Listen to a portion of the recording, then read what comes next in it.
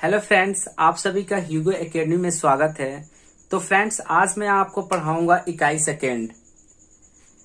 इकाई सेकेंड में वर्ग, वर्गमूल, घन, घनमूल की अवधारणाएं हैं। बट इसे पढ़ाने से पहले मैं आपको बता दूं कि इकाई फर्स्ट अभी तक जिसने नहीं देखा है उसका लिंक डिस्क्रिप्शन बॉक्स में दिया हुआ है, वो वहां से जा करके देख सकता है, जो कि पार्ट वाइज है। ठीक है, तो मैं आज आपको वर्ग और वर्गमूल पढ़ाऊंगा। वर्ग और वर्गमूल। सबसे पहले वर्ग और वर्गमूल। तो चलो शुरू करते हैं। सबसे पहले हम बताएंगे वर्ग। वर्ग क्या होता है, जिसे स्क्वायर भी कहते हैं। ओके, तो देखो ये वर्ग होता क्या है। ठीक है, मान लो कोई संख्या है, उस संख्या को उसी संख्या से अगर हम लोग मल्टीप्लाई कर दें, क्या कर दें, मल्टीप्लाई कर दें, तो जो प्राप्त होती है, जो गुणनफल प्राप्त होती है, उसे हम लोग वर्ग कहते हैं। क्या कहते हैं? वर्ग कहते हैं। ठीक है, यही वर्ग कहलाएगा। देखो एग्जाम्पल, इसका एग्जाम्पल देखो। जैसे मान लो कोई संख्या 2 है और 2 में अगर हम लोग इसी संख्या 2 से मल्टीप्लाई कर देते हैं तो इससे प्राप्त जो संख्या हमारा 4 है, ये वर्ग कहलाएगा। क्या कहलाएगा? वर्ग कहलाएगा। ठीक है, जिसे हम लोग स्क्वायर भी कहते हैं। ऐसे ही एक और एग्जांपल ले लो। जैसे 3 है और 3 को 3 से अगर मल्टीप्लाई करते हैं तो 9 आएगा, तो ये भी हमारा क्या कहलाएगा? वर्ग कहलाएगा। ठीक है, तो इससे हमें क्या पता चला? इससे हमें यह पता चला कि किसी संख्या को उसी संख्या से गुणा करने पर प्राप्त संख्या को हम लोग वर्ग कहते हैं। क्या कहते हैं? किसी संख्या को उसी संख्या से मल्टीप्लाई करने पर प्राप्त संख्या को वर्ग कहते हैं। क्या कहते हैं? वर्ग कहते हैं। चलो एक और एग्जांपल ले लो। जैसे 5 है और 5 को अगर इसी 5 से हम लोग मल्टीप्लाई कर दें तो इससे प्राप्त गुणनफल, ये जो 25 है, इसे भी हम लोग वर्ग कहेंगे। ठीक है, यानी कि इसे हम लोग परफेक्ट स्क्वायर भी कहते हैं। क्या कहते हैं? परफेक्ट स्क्वायर भी कहते हैं। ठीक है, ये जितने हैं इन सभी को हम लोग परफेक्ट स्क्वायर कह सकते हैं। ठीक है, परफेक्ट स्क्वायर कहते हैं, जिसे हम लोग पूर्ण संख्या भी कहते हैं। पूर्ण संख्या, सॉरी, पूर्ण वर्ग। तो देखो इसका डेफिनेशन हम लोग क्या लिखेंगे। लिखेंगे किसी संख्या को उसी संख्या से गुणा करने पर प्राप्त गुणनफल को वर्ग कहते हैं। ये आपका डेफिनेशन हो गया। तो चलो अब वर्ग के कुछ प्रॉपर्टीज के बारे में अब हम लोग जान लेते हैं कि वर्ग के प्रॉपर्टीज क्या क्या हैं। Properties of square. स्क्वायर के प्रॉपर्टीज, ठीक है, जिसे गुण कहते हैं, और ये वर्ग। इसमें पहला प्रॉपर्टीज यह है कि इकाई के स्थान पर, इकाई के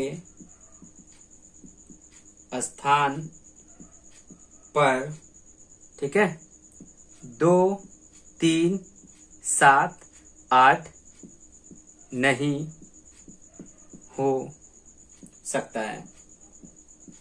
ठीक है, जैसे एग्जाम्पल में देखो, जैसे हम लोग 2 का स्क्वायर करते हैं तो 2 का जब स्क्वायर करेंगे तो क्या आता है? 4। 3 का स्क्वायर क्या करेंगे तो क्या आएगा? 9। ठीक है, 3 के बाद 4 का स्क्वायर करो तो क्या आएगा? 16। ठीक है, 5 का स्क्वायर करो, जब 5 का स्क्वायर करोगे तो 25। उसी तरीके से 6 का स्क्वायर करो तो 36, 7 का स्क्वायर करो 49, ठीक है। 8 का स्क्वायर करो 64। देखो कहीं भी देखोगे इकाई स्थान पर, ठीक है, ये सारे जितने इकाई स्थान हैं, कहीं भी तुम्हारा 2, 3, 7, 8 नहीं मिलेगा, ठीक है। ये पहला इसका गुण है कि इकाई स्थान पर 2, 3, 7 और 8 नहीं होते हैं, ठीक है। पहला गुण इसका यही है। चलो अब इसका हम लोग दूसरा गुण देखते हैं, क्या है दूसरा गुण। दूसरी प्रॉपर्टी देखो क्या है। दूसरी प्रॉपर्टी में यह है कि इकाई के स्थान पर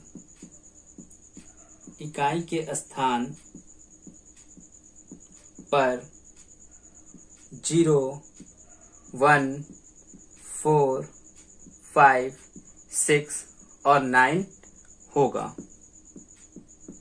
ठीक है, होगा। लेकिन कोई जरूरी नहीं है, लेकिन आवश्यक नहीं है। देखो इसका एग्जाम्पल लेते हैं। जैसे मान लो 1 का स्क्वायर करोगे 1 आएगा, 2 का स्क्वायर करोगे 4 आएगा, 3 का स्क्वायर करोगे 9 आएगा, 4 का स्क्वायर कर दोगे 16 आएगा, 5 का स्क्वायर करोगे 25 आएगा, 6 का स्क्वायर करोगे 36 आएगा। तो देखो 1 आया, यहाँ 4 आ रहा है, 9 आ रहा है, देखो इसी में से आएगा। यहाँ इकाई के स्थान पे 6 आ रहा है, इसी में से आ रहा है। 5 आ रहा है जो कि इसी में है, 6 जो आ रहा है वो इसी में है। अगर 10 का स्क्वायर करते हो तो 100 हो जाएगा, देखो ये भी है।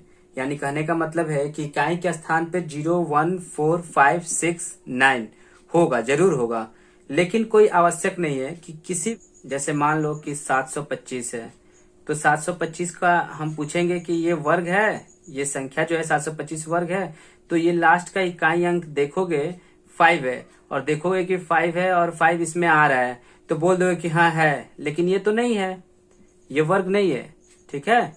तो इसीलिए ये कोई आवश्यक नहीं है कि 0, 1, 4, 5, 6, 9 होने पर सारी संख्या वर्गीय हो, लेकिन ये जरूर आवश्यक है कि जो भी वर्ग होंगी संख्या जो वर्ग होंगी वो 1, 4, 9, 16, 25, 36, ठीक है, 100 जो भी संख्या वर्ग है उनके लास्ट में 0, 1, 4, 5, 6 और 9 आएंगे ही आएंगे, 100% आएंगे। चलो दूसरी प्रॉपर्टी देखते हैं कि क्या है। देखो तीसरी प्रॉपर्टी जो हमारी है यह है कि अ परफेक्ट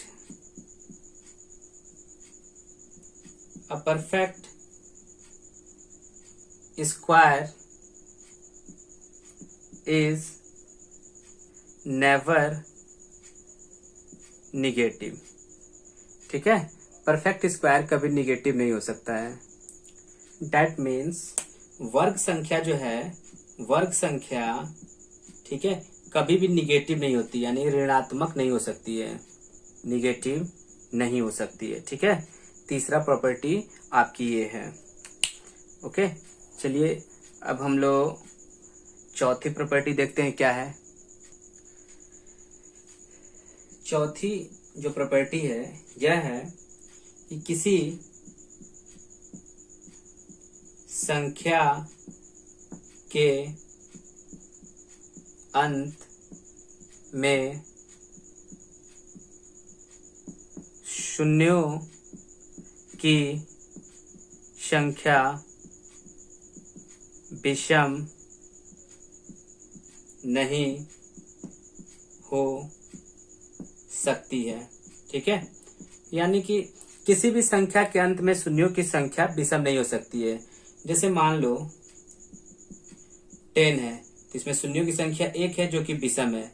मान लो 100,000 है, इसमें भी शून्यों की संख्या 3 है, यानी कि वो विषम में है, ठीक है। मान लो 1, 2, 3, 4, 5, इसमें शून्यों की संख्या कितनी है? 5 है। अगर विषम संख्या में अगर शून्य आते हैं किसी संख्या के अंत में तो वो संख्या स्क्वायर नहीं हो सकती है, यानी वर्ग नहीं होगी, ठीक है, ये भी आपका एक प्रॉपर्टी है। और पांचवी प्रॉपर्टी ये हो जाएगी कि यदि शून्यों की संख्या सम हो तो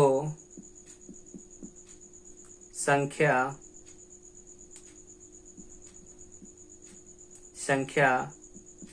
वर्ग हो सकती है। ठीक है, जैसे मान लो 100 है, तो 100 में शून्यों की संख्या 2 है, यानी कि शून्यों की संख्या सम है, यानी ये हो सकती है। ठीक है, और एग्जांपल ले, जैसे 400 है, ऐसे ही 9 1 2 3 4 0 ले लो, ये भी हो जाएगा। ठीक है, अब ऐसे ही 16 00 ले लो, ये भी हो जाएगा। ये सब सारे संख्या जो भी हैं, इनमें देखो 2 है, इसमें भी 2 है, इसमें 4 है, इसमें 2 है, यानी इन सभी संख्याओं का वर्ग हो सकता है, क्योंकि इनके लास्ट में जो है, ठीक है, शून्यों की संख्या सम में है, सम में दिया हुआ है, हो सकता है, लेकिन ये कोई जरूरी नहीं है। ठीक है, अगर यहीं पर अगर हम लोग 200 लिख देते हैं तो ये भी क्या है, सम संख्या में शून्यों की संख्या है, तो लेकिन ये 200 क्या आपका वर्ग है? नहीं है। ठीक है, ये जरूरी नहीं है, लेकिन होता है। ठीक है, मोस्टली अगर आ जाए तो होते हैं। चलो अगली प्रॉपर्टी को देखते हैं क्या है। देखो, अगर ये जो 6 नंबर प्रॉपर्टी है, यदि विषम संख्या का अगर स्क्वायर करते हो तो जो प्राप्त संख्या होगी हमेशा विषमी होगी। क्या होगी? विषमी होगी। जो भी संख्या प्राप्त होगा इससे विषमी होगा। जैसे एग्जाम्पल देखो, जैसे 1 का स्क्वायर करोगे तो 1 आएगा, 3 का स्क्वायर करोगे तो 9 आएगा। देखो विषम संख्या ही प्राप्त हो रहा है। 5 का स्क्वायर करोगे तो 25, ये भी विषमी है। अब मान लो 7 का स्क्वायर करते हो तो 49, ये भी विषमी है। 11 का स्क्वायर करते हो तो 121, जो कि विषम है। ठीक है, अगली देखो क्या है, 7 प्रॉपर्टी। अगर सम संख्या का स्क्वायर करते हो तो हमेशा जो प्राप्त संख्या होगी वो सम ही होगा। इसका एग्जाम्पल देखो, जैसे 2 का स्क्वायर करते हो तो 4, देखो सम संख्या आया। ठीक है, अगर 8 का स्क्वायर करते हो तो 64, देखो ये भी सम संख्या है। ठीक है, 10 का स्क्वायर करते हो तो 100, ये भी सम संख्या है। ठीक है, तो कहने का मतलब है कि विषम संख्या का स्क्वायर करने पे हमेशा विषम संख्या आती है और सम संख्या का स्क्वायर करने पे हमेशा सम संख्या आती है। तो ये था आपका प्रॉपर्टीज। ठीक है, वर्ग का प्रॉपर्टीज। अब हम लोग देख लेते हैं वर्गमूल, कि वर्गमूल क्या होता है। चलो देखते हैं वर्गमूल। वर्गमूल,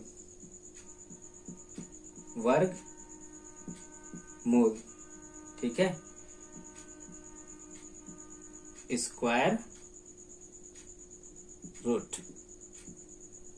ठीक है, स्क्वायर रूट है। चलो इसको देखते हैं क्या होता है। आप लोगों ने वर्ग पढ़ा था कि किसी संख्या को उसी संख्या में गुणा कर दिया जाए तो प्राप्त संख्या जो होती है वो वर्ग कहलाती है। क्या कहलाती है? वर्ग कहलाती है। ठीक है, तो देखो वर्ग से ही, ठीक है, उसके मूल रूप में लाने की प्रक्रिया को हम लोग वर्गमूल कहते हैं। ठीक है, उसके मूल रूप में लाने की प्रक्रिया को हम लोग वर्गमूल कहते हैं। क्या कहते हैं? वर्गमूल। ठीक है, वर्ग को उसके मूल रूप में लाना ही वर्गमूल कहलाता है। ठीक है, तो देखो लाएंगे कैसे। ठीक है, ये जो 4 है, ठीक है, अब 2 कैसे बनेगा? देखो एक वर्गमूल का एक चिन्ह होता है ये। ठीक है, ये वर्गमूल का चिन्ह होता है, इसी को इसके ऊपर पुट कर दो। ठीक है, और पुट करने के बाद इसको 2 पार्ट्स में फैक्टर बनाओ। ठीक है, जैसे 2 into 2 इसको लिख सकते हो ना। तो ये 2 पेयर बन करके 1 हो जाएगा। ठीक है, ऐसे। ठीक है, तो यही आपका वर्ग का मूल रूप कहलाएगा। क्या कहलाएगा? वर्ग का मूल रूप। और इसी में लगा दो, तो इसको हम लोग बोलेंगे, इस पूरे प्रक्रिया को वर्गमूल बोलेंगे। क्या कहेंगे? वर्गमूल। ठीक है, यानी ये जो प्रक्रिया है, ठीक है, वर्ग को वर्ग के मूल रूप में लाने की प्रक्रिया है, इसलिए इसको हम लोग क्या कहते हैं? वर्गमूल। ठीक है, तो चलो दोस्तों, इसके डेफिनेशन के साथ अब हम लोग कुछ एग्जाम्पल्स भी करेंगे। ठीक, किसी संख्या का वर्गमूल वह संख्या है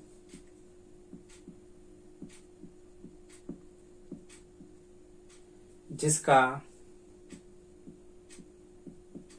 वर्ग करने पर मूल रूप प्राप्त हो जाए।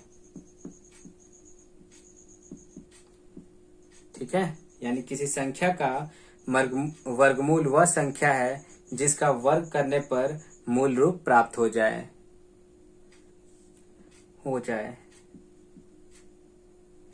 ठीक है, एग्जाम्पल देखते हैं। एक एग्जाम्पल लेते हैं, 16 का वर्गमूल क्या होगा? तो देखो, 16 सॉल्यूशन है।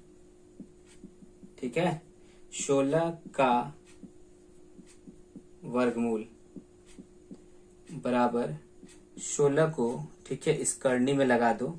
ठीक है, करनी चिन्ह में लगा दो, यानी स्क्वायर रूट लगा दो, और लगाने के बाद, ठीक है, 16 को 2 भागों में ऐसे बांटो, ठीक है, जिसका मल्टीप्लाई करने पर 16 आ जाए, तो वो क्या है? 4 इंटू 4। ठीक है, तो 4 इंटू 4 को मल्टीप्लाई करने पर 16 आ जाएगा, और ये 4 और 4 पेयर बन करके एक सिंगल हो जाता है, बाहर निकलेगा। ठीक है, तो ये जो है इसका मूल रूप जो है यही वर्गमूल कहलाएगा। ठीक है, वर्गमूल यही है। ठीक है, 16 का वर्गमूल क्या है? 4 है। 4 क्या है? 16 का वर्गमूल। तो फ्रेंड्स, ये सब आपके वर्ग और वर्गमूल के, ठीक है, इम्पोर्टेंट टर्म्स थे जो हमने आपको बता दिया। अब आपको हम बताएंगे कि वर्ग से वर्गमूल कैसे निकालेंगे। वर्गमूल निकालने की 2 विधियां हैं जो आगे मैं आपको बताता हूं। देखो, वर्गमूल निकालने की विधि जो है, वर्गमूल निकालने की विधि, ठीक है, वर्गमूल निकालने की विधि, ये 2 विधि हैं। ठीक है, 2 विधि हैं। देखो, फर्स्ट क्या है?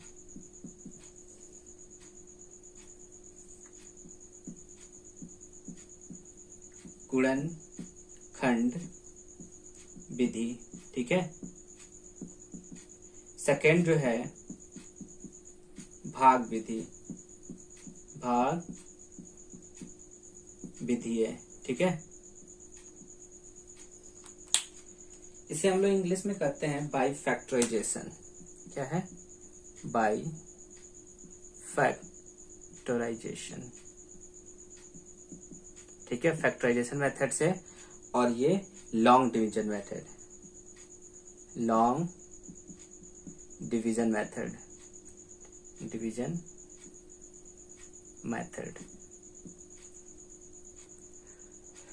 तो आज आपको हम सबसे पहले बाई फैक्टराइजेशन मेथड बताएंगे। ठीक है, बाई फैक्टराइजेशन मेथड से, ठीक है, किसी वर्ग का वर्गमूल कैसे निकालते हैं। देखो कैसे निकालते हैं। जैसे एक क्वेश्चन लेते हैं, ठीक है, 64 का वर्गमूल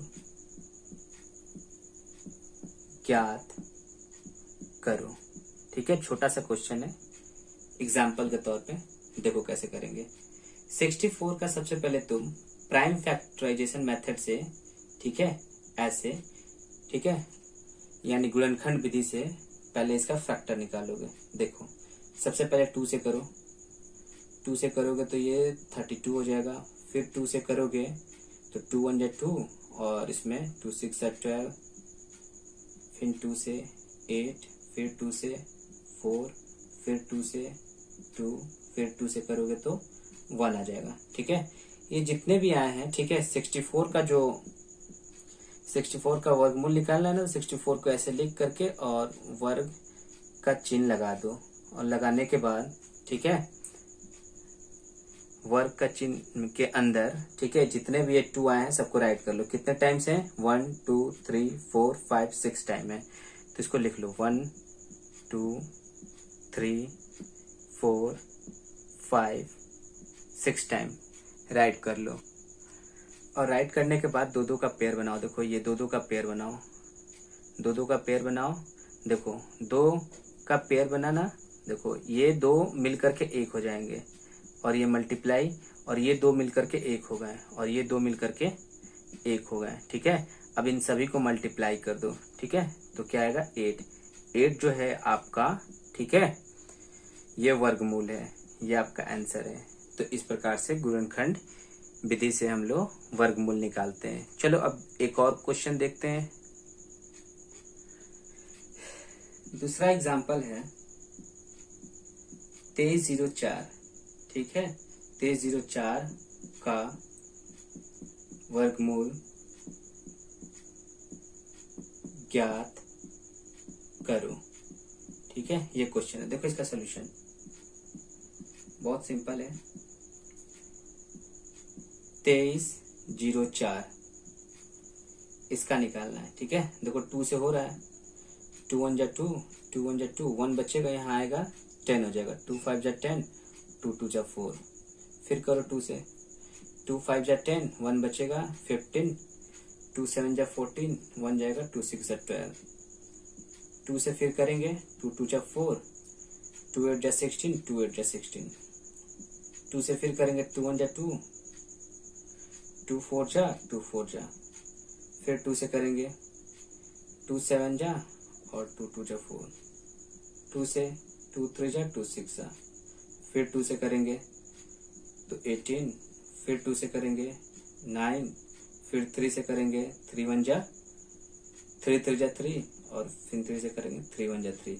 देखो यानी 2304 का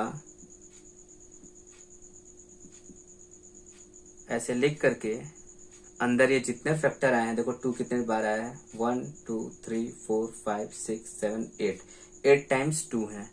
1 2 3 4 5 6 7 8, ठीक है, 2 4 6, और ये 8 बार 2 है, और 2 बार 3 है। लिख लो, और लिखने के बाद दो दो का पेयर बनाओ। देखो 2 2 बार, फिर 2 2 बार, फिर 2 2 बार, 2 2 बार, और 3 1 बार। ठीक है, ये 2 3 मिलकर 1 हो जाएंगे। चलो ये दोनों 2 मिलकर 1 2 हो गए, ये दोनों 2 मिलकर के 1 हो जाएंगे, ये दोनों 2 मिलकर के 1 हो जाएंगे, और ये दोनों 2 मिलकर के 1 हो जाएंगे, और ये दोनों 3 मिलकर के, ठीक है, 1 3 बन गए, 1 3 बन गया। ठीक है, अब सबको मल्टीप्लाई कर दो। 2 2 जा 4, 4 2 जा 8, 8 2 जा 16, और 16 3 जा 48। देखो 48 का ये, ठीक है, स्क्वायर था। ठीक है, यानी कि वर्गमूल इसका क्या आया? वर्गमूल जो था, ठीक है, ये है। ठीक है, यानी कि 2304 का वर्गमूल तुम्हारा 48 है। ठीक है, 2304 का वर्गमूल क्या है? 48 है। तो अब हम लोग अगला मेथड पढ़ेंगे। ठीक है, लॉन्ग डिवीजन मेथड। ठीक है, क्या है? भाग विधि। भाग विधि, that means by long division method. ठीक है, लॉन्ग डिवीजन। ठीक है, देखो इसमें एग्जांपल लेते हैं।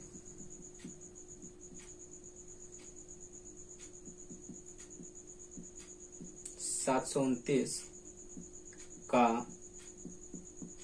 वर्गमूल भाग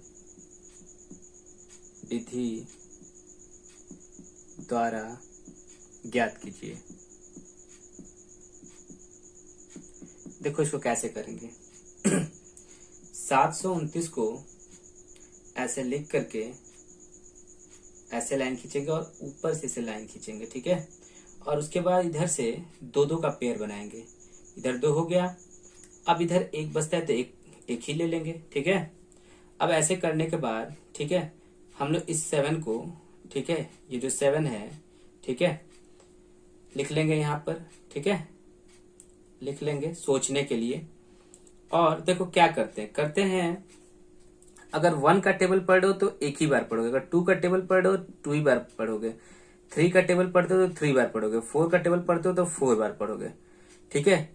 तो ये क्या आएगा 1, ये क्या आएगा 4, ये क्या आएगा 9, ये क्या आएगा 16। इसी वे में हम लोग सॉल्यूशन करेंगे। देखो अगर हम लोग 1 का टेबल 1 बार पढ़ते हैं ये आया, 2 का टेबल 2 बार पढ़ेंगे 4 आएगा, 3 का टेबल 3 बार पढ़ेंगे 9 आ जाएगा, ठीक है। अगर 3 लेते हैं तो ये 7 से बड़ा हो जाएगा ना, तो ये 3 नहीं लेंगे, ठीक है, यानी ये 4 वाला लेंगे। क्या लेंगे 4 वाला।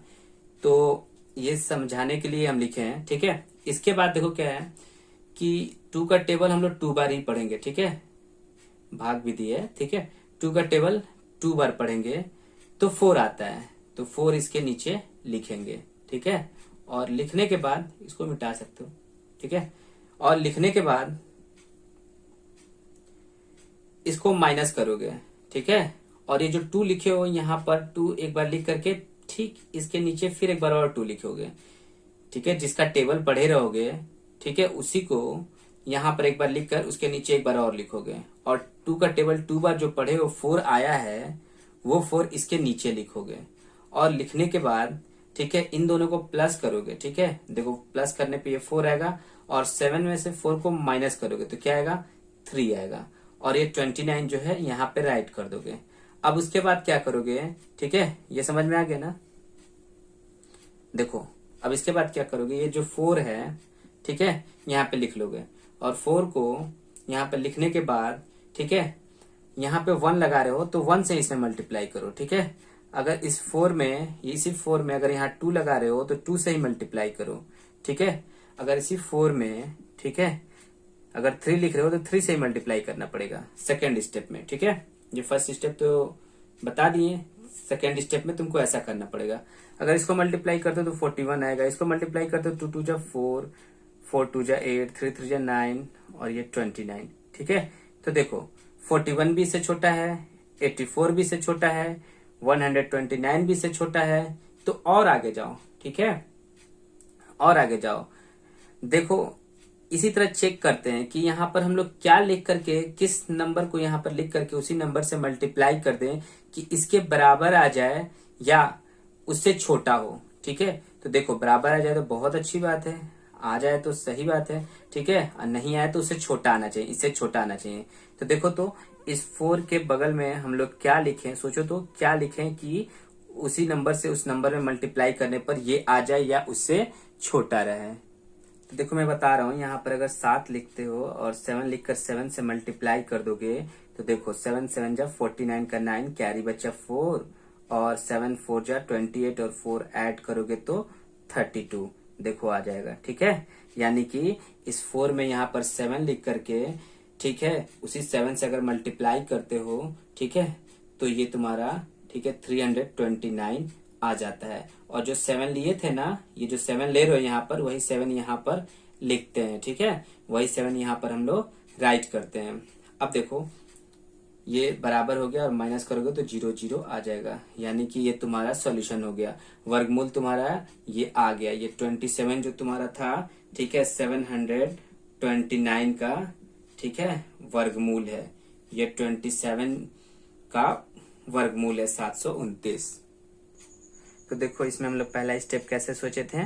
पहला स्टेप 1 में 1 से मल्टीप्लाई करेंगे 1 आएगा, 2 में 2 से मल्टीप्लाई करेंगे तो 2 आएगा, 3 में 3 से मल्टीप्लाई करेंगे तो 9 आएगा, 4 में 4 से मल्टीप्लाई करेंगे तो 16 आएगा, 5 में 5 से मल्टीप्लाई करेंगे तो 25 आएगा, 6 में 6 से मल्टीप्लाई करेंगे तो 36 आएगा। ठीक है, यानी इसी वे में फर्स्ट स्टेप में इसी तरह सोचना है। जो भी यहाँ पर नंबर आएगा, ठीक है, देखना है कि कौन से नंबर से, ठीक है, बराबर हो जाए या छोटा होना चाहिए, बड़ा नहीं होना चाहिए। ठीक है, यानी कि यहाँ पे जो लिखेंगे, ठीक है, इस नंबर के बराबर होना चाहिए या इस नंबर से छोटा होना चाहिए नंबर। तो देखो 2 से, उसीलिए हम लोग यहाँ पे 2 वाला लिए थे। ठीक है, और सेकेंड स्टेप में क्या था कि इनको ऐड कर देंगे और इसको माइनस कर देंगे, और ये जो था, ठीक है, यहाँ पर इसको राइट कर लेंगे 29 को, तो ये 329 हो जाएगा। ठीक है, और ये 4 7। अब यहाँ पे सोचेंगे कि इस प्लेस पर क्या राइट करना है। ठीक है, तो इस प्लेस पर राइट करने के लिए बताया है ना कि कैसे सोचना है। सेकेंड स्टेप में ये आपको करना है। ठीक है, फर्स्ट स्टेप का, ठीक है, फर्स्ट स्टेप आपका ये था, सेकेंड स्टेप आपका ये है। ये सब ऐसे आपको सोचना पड़ेगा, थोड़ा सा प्रैक्टिस करना पड़ता है इसमें। अगर आप प्रैक्टिस करेंगे तो बहुत अच्छे जाएंगे। थोड़ा प्रैक्टिस करेंगे, किसी भी नंबर का निकाल लेंगे। ठीक है, जिस नंबर से, देखो इसमें क्या है, इसमें बहुत ज्यादा बेनिफिट है। अगर तुम फैक्टराइजेशन मेथड से, यानी कि फैक्टराइजेशन मेथड जो है आपका गुणनखंड विधि, ये जो गुणनखंड विधि आपका था, ठीक है, गुणनखंड विधि, इस विधि से जिस नंबर का नहीं निकल पाता है, ठीक है, तो हम लोग भाग विधि का यूज करके निकालते हैं। ठीक है, भाग विधि का यूज करके निकालते हैं। भाग विधि से किसी भी नंबर का निकाल सकते हो। जिस नंबर का गुणनखंड विधि से नहीं भी निकलेगा, तुम भाग विधि से चाहोगे तो उसका निकाल सकते हो। ठीक है, चलो देखते हैं वैसा भी नंबर जो कि गुणनखंड विधि से नहीं निकल पाएगा और भाग विधि से निकल जाएगा। ओके, देखो अगला क्वेश्चन है, इसमें 2 का वर्गमूल ज्ञात करना है। ठीक है, 2 का वर्गमूल ज्ञात करना। 2 का वर्गमूल गुणनखंड विधि से तो ज्ञात नहीं कर पाओगे क्योंकि इसका पेयर ही नहीं बन पाएगा। ठीक है, तो इसको भाग विधि से ही ज्ञात करना पड़ेगा। देखो भाग विधि से ज्ञात कैसे करेंगे। ठीक है, जैसे बताए थे, 2 को ऐसे लिख करके,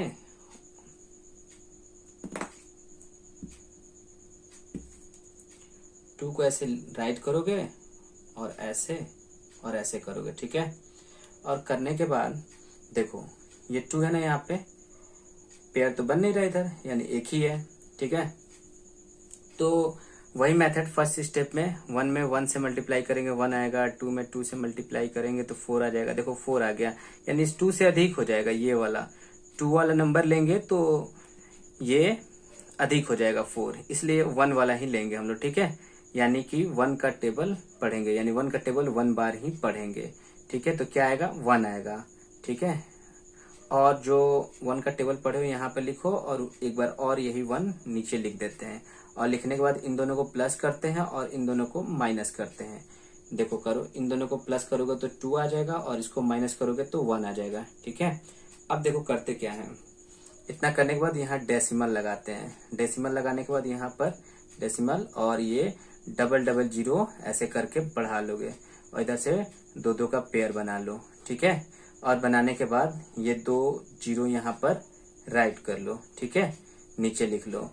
अब यहाँ पर सेकेंड स्टेप, ये फर्स्ट स्टेप वाला तो हो गया, अब सेकेंड स्टेप में चलेंगे। ठीक है, सेकेंड स्टेप में वही ये 2 को यहाँ पर राइट करेंगे और 2 को राइट करके यहाँ पर सोचेंगे क्या लिखेंगे। तो देखो 1 लिखेंगे और 1 से मल्टीप्लाई करेंगे 21 ही आएगा। 2 लिख के 2 से मल्टीप्लाई कर देंगे तो 44 आ जाएगा। तो यहाँ पर हम लोग 4 लिख करके और 4 से जब मल्टीप्लाई कर देंगे तो 4 4 जा 16 का 6 कैरी बचा 1, 4 2 जा 8, 8 और 1 9, 96 आ जाएगा। ठीक है, अगर 5 लिख कर 5 से मल्टीप्लाई कर देंगे 125 हो जाएगा। ठीक है, इसलिए हम लोग यही लेंगे। ठीक है, सेकेंड स्टेप में ये करेंगे, यानी ये 96 हम लोग यहाँ पर राइट करेंगे और यहाँ पर हम लोग 4 लिए हैं। ठीक है, ये 4 लिए, जब 4 लिए हैं यहाँ पर 4 राइट भी कर देंगे। ठीक है, ये 4 यहाँ पर राइट कर देंगे और उसके बाद इसको माइनस करेंगे और इसको प्लस करेंगे। देखो ये 4 4 क्या हो जाएगा, 8 हो जाएगा, और ये क्या हो जाएगा,